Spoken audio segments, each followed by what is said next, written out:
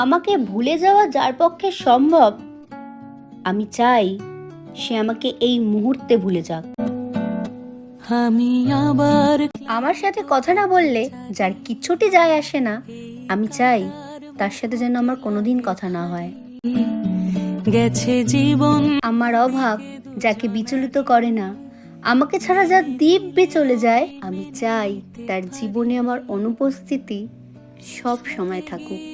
যেন আমার অভিমান, আমার কান্না, আমার নির্ঘুম রাত যাকে বিন্দু মাত্র স্পর্শ করতে পারেনি, আমি চাই তার হাত আর কোনোদিন আমার হাত স্পর্শ না করুক।